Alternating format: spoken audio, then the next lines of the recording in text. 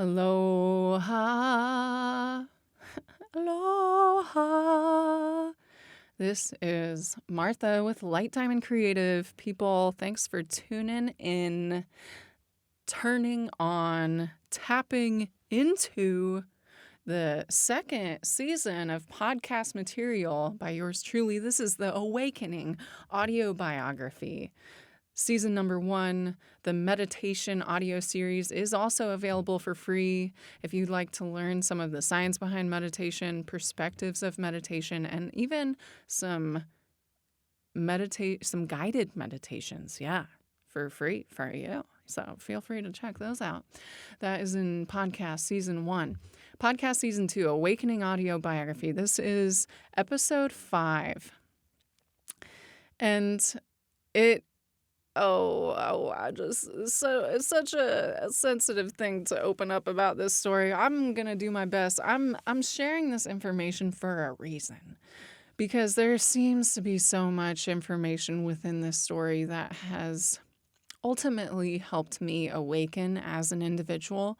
And I know that I'm not the only one who has experienced experiences like I will be sharing with you over the course of this season and over the course of the next few episodes, as we get to know someone who many of us have loved by the name of Ben Russell, the love muscle. In the recent episode, we met Ben. In episodes before that, we talked about the religious and spiritual context that I grew up in, followed by revelations, awakening moments that I had in college, and then finally moving to Florida and meeting Ben, who was a personal trainer at a gym that I joined and got to know over the course of the next year. So here we are in episode 5, talking about awakening and talking about this continued journey with him. Let's just address awakening for a moment. What is awakening? What does that even mean? I mean, if I'm thinking literally, I awake every day.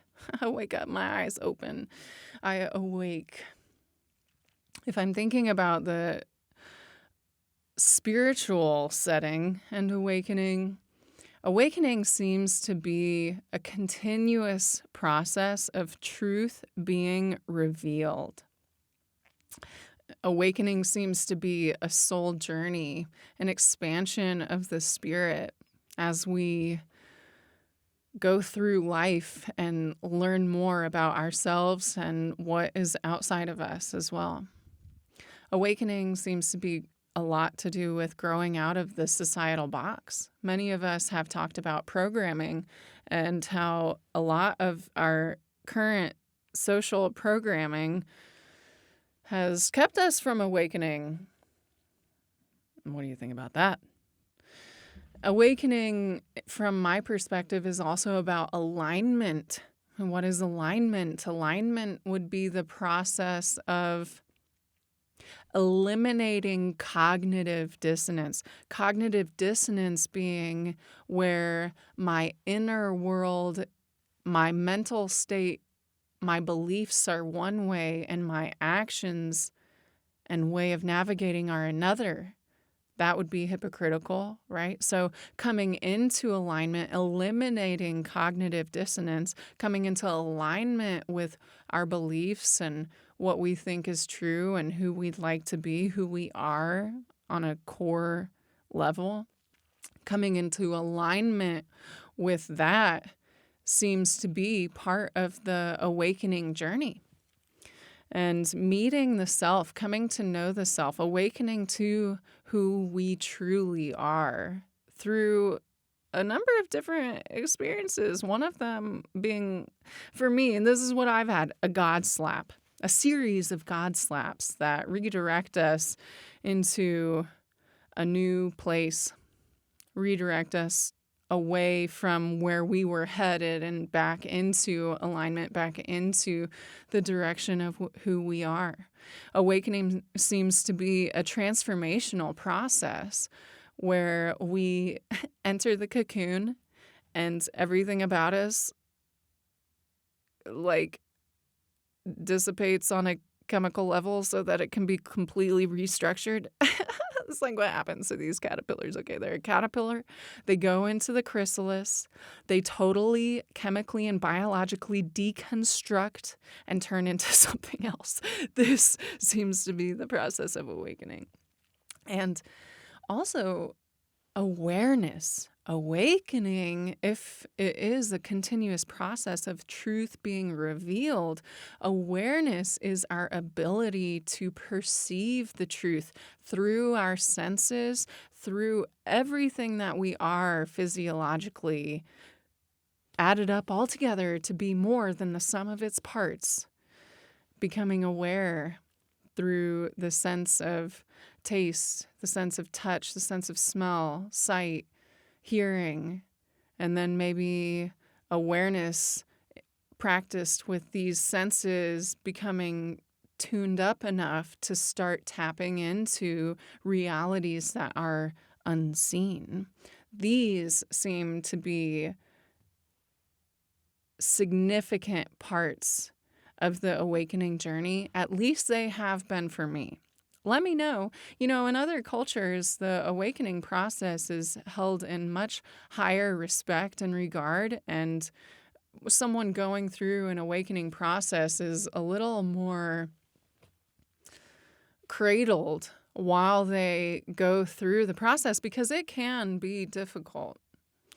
I guide meditations, and what I told people in class yesterday is just because I have this skill set, this tool belt for coping doesn't necessarily mean I'm more advanced on the path than you are. It just means that I was able to come so far because of a tool belt that has served me greatly as I've gone through the awakening process. Awakening, I would say, is not easy, but it's a better route to go than being asleep, metaphorically. Being asleep literally, that can be pretty great. So amongst all of these words, here we redirect ourselves back towards Ben Russell, the love muscle, and his role in my awakening journey. And if there are people out there listening to this story, this Ben story, and you knew Ben, then I just want you to know that we all loved him and still do. And I'm sure that he still loves us too. So what was it like getting to know this guy? In the last episode, we talked about the friend group in Florida surrounding Ben and how he behaved and why he was such really a lot of us would perceive him as a light, which is really interesting when we get to know Ben better through the course of these next episodes. And in my case, over the course of the next year of my life. I didn't have any intention of falling in love with the guy. And I don't think he had any intention of falling in love with me either. But here we go. The punchline. Ben and I, we fell in love. Let me give you the story of how this happened. This is partially for my own recording, but also because it is kind of funny. So after a few months of being friends with Ben and the group of friends that we had, I had received a couple gift cards. I was working at a club. At the same time, I worked for a sea turtle research and conservation program.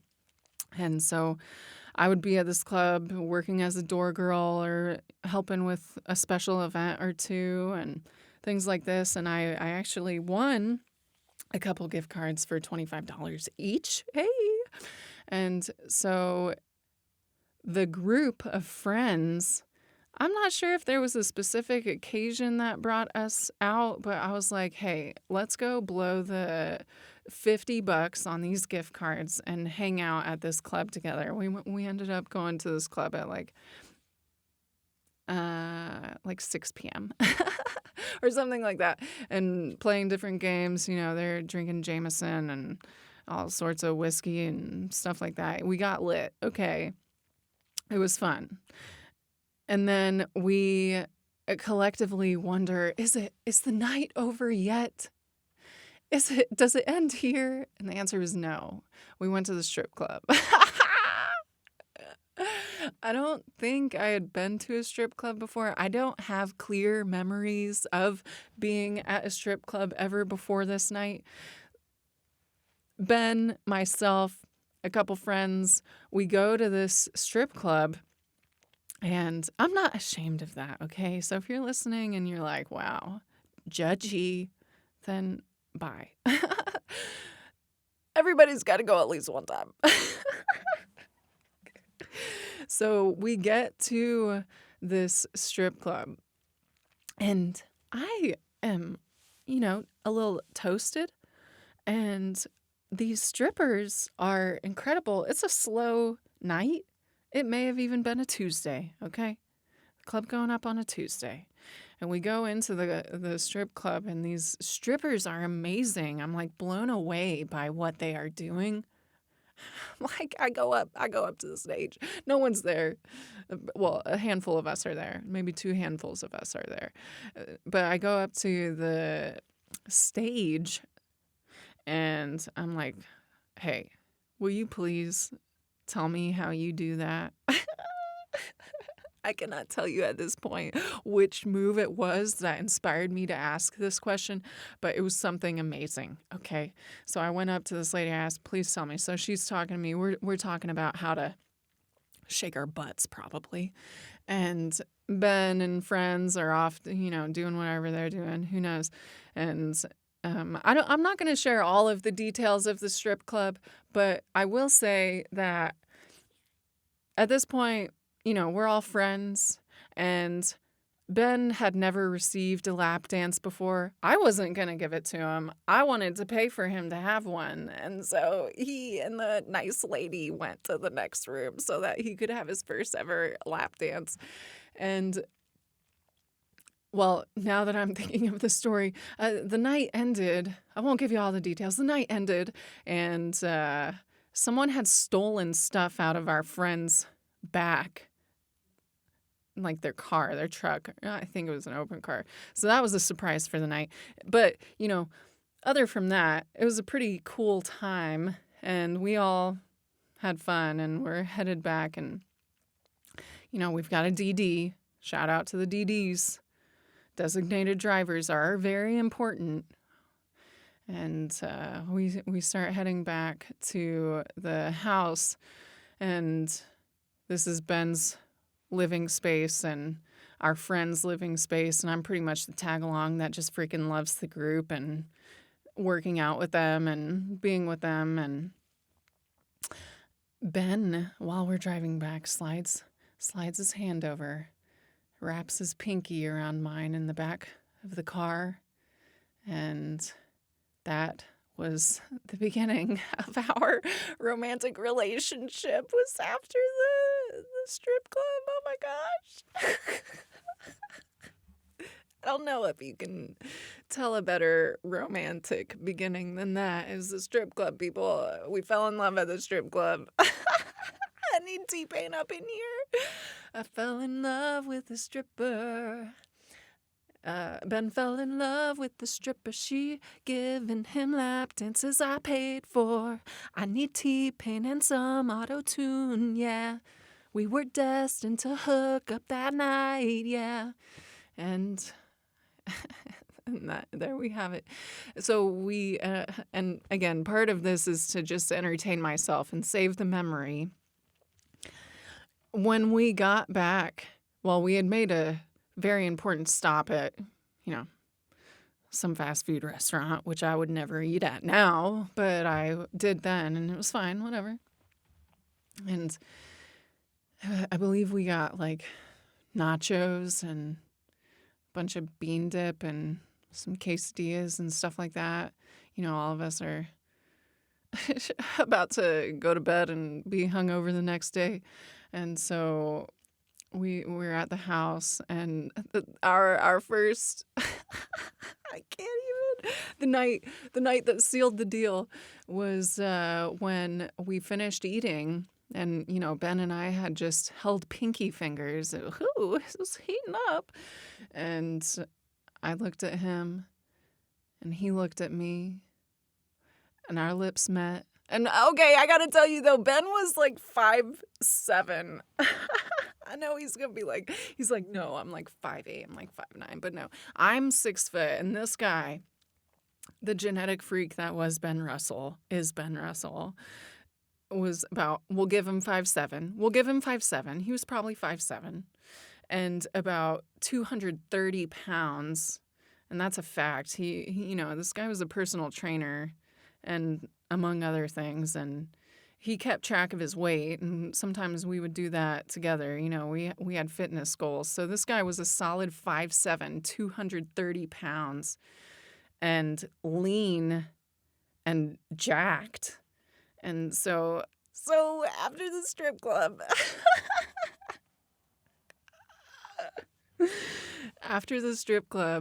and after eating this food from the fast food joint, I look at him and he looks at me and our lips meet and we pull back to look at each other. And I said, "You smell like chips." And he looked at me and he said, "You smell like effing Mexican food." And we spent the night. It was never the same, okay? That sealed the deal. We're lovers from that moment on. This was, again, in 2015. So at this point, my love life has drastically changed. Although this guy and this experience really has been such a profound experience in my life. And so I'm really glad to share my perspective on this story and record these memories that have been so important to me. So thanks for listening. One thing that, as Ben and I were falling in love, he would tell me stories about like when he was first attracted to me, and he and his friend, who was our friend at the time, played this game called Dibs. Maybe some of you have heard of it before, where these two guys, Ben and our friend, would see a woman, and if they were attracted to the woman, they would call dibs. And so as Ben and I became romantic, I learned from Ben that he had called dibs. And I loved him telling me that story. I loved him telling me really any stories, because like if you listen to the last episode, you'll understand a little bit more. We would just listen to this guy and be blown away, jaws dropped, listening to his perspectives on life. And it wasn't hard to fall in love with Ben. It was so easy to fall in love with Ben and to cherish his perspective and his energy and his influence on really everyone that he met. And there came a time when I really began to observe Ben's consumption of different things like alcohol and like nicotine and like ganja. And so I would observe that, as we're getting to know each other as a couple, that he rarely ever didn't have a beer in his hand. He rarely was not on something like nicotine or caffeine. This guy was addicted to nicotine, addicted to caffeine, addicted to alcohol. And really, that became clear to me as we were getting into more of a romantic relationship, and I would stay with him every night. I would see that beer in his hand. I would see the relentless cycle of nicotine, alcohol, caffeine. The guy smoked Black and Milds, that was pretty regular. So even though he was a fitness trainer and was in such great shape visibly and so strong and so smart, even with all of that, he did have health issues.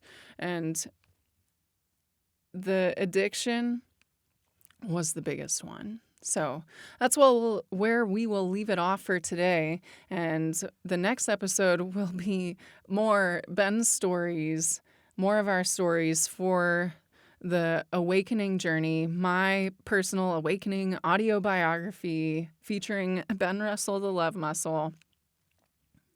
I'll see you all in the next episode. Feel free to subscribe to the channel, Light Diamond Creative on YouTube, Light Diamond Creative on Instagram, on Venmo, on Cash App. If you enjoy the content and would like to support its continued output, feel free to support the channel through a donation, Cash App or Venmo. But, no pressure because this is free. It's all free, baby. All right, I'll see you in the next episode. Hear you in the next episode. Hope you're having a good one. Thanks for tuning in. Peace.